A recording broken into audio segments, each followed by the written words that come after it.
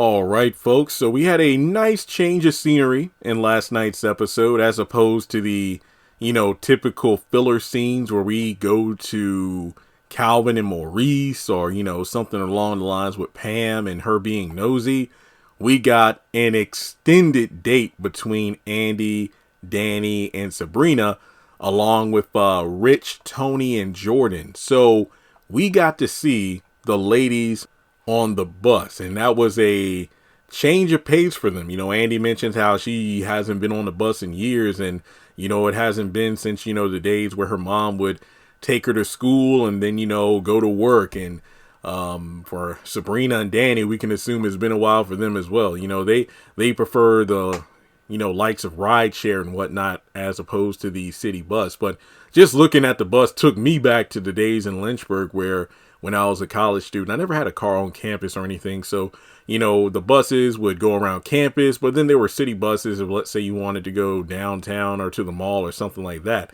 So, yeah, it was cool to see that. I think the bus really did allow this episode to slow down, and it felt like a lot of exposition. But like I said, this was a good episode when you look at it from that standpoint. I think my favorite part, technically, my favorite part was when the guys talked about Coach Brown and recited his speech. But my other favorite part was learning about Andy's parents. And I did a whole other video going into Andy's upbringing and how that may have influenced, the Andy we see today. I mean, her being materialistic kind of makes sense because with both parents being hardworking and, trying to make ends meet. And this is just me making assumptions based off the dialogue.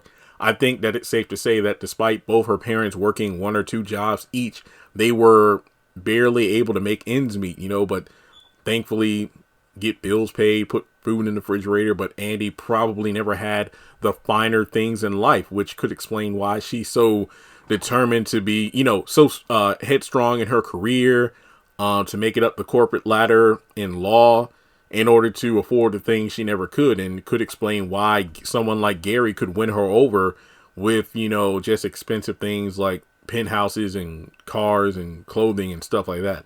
But in any case, we just had some great scenes. And also, I don't want to undermine when they were walking on the street. And I think the greatest exchange, I think it works out interesting because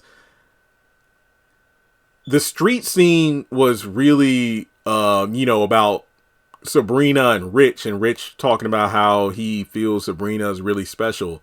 And then the bus scene was Andy and Danny to have their time with Jordan and Tony respectively, like getting to know each other more. But then Tony talking about how, the phone calls and whatnot. I've been feeling you for a while, and it's just taken me a while to get up the nerve to, tell you how I feel. And she's like, well, you haven't really done that yet. Well, he goes into detail about how you're a 10 out of 10. And she's like, nah, I'm like a 50.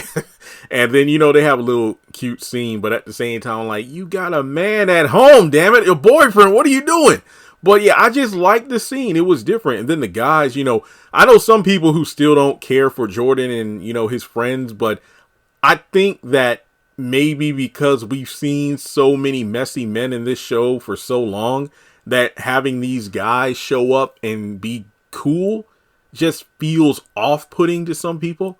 But I feel like it's interesting to actually see these men be, good, decent men. And I know I talked about Sabrina having a love interest next season.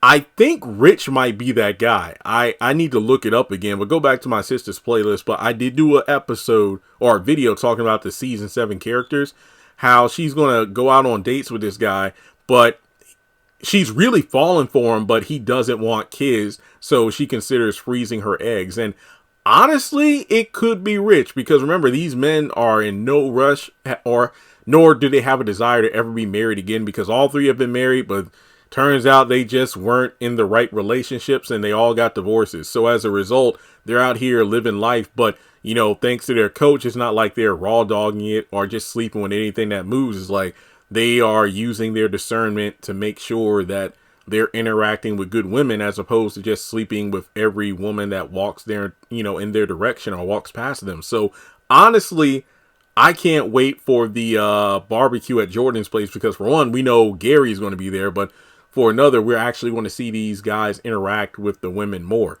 which is interesting because, you know, you got in the next episode Danny rushing out of the house to get away from Preston because Tony, you know, she can't wait to get to work to see Tony. And then we got Sabrina going over to Calvin Maurice's place, and it looks like he can't even be, you know, she isn't even looking Calvin in the eye. So it's just very interesting to me to see that these new guys show up and the old guard is about to be changed. So let's talk about it in the comment section below. Like, how did you like the bus date? Now, for me personally, I felt like it was pretty messed up. Like, they just rode the bus to the end of the line. Like, I thought that, oh, maybe this bus thing is like just a circle trip where, okay, they'll start off at the bus stop down the street from the restaurant. They'll ride it. And then when the bus makes its way back around, they'll get off, and then the ladies will get to their cars and they'll go about their business. But nah, I was like, yeah, I'd be pretty mad if I were in that situation too.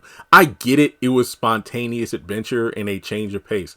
But honestly, you know, not being a woman, I can't really speak to this, but I feel like I know enough about women to know that, yeah, I bet them, you know, ladies wearing heels and whatnot, and it was cold, like the men gave them their jackets and whatnot.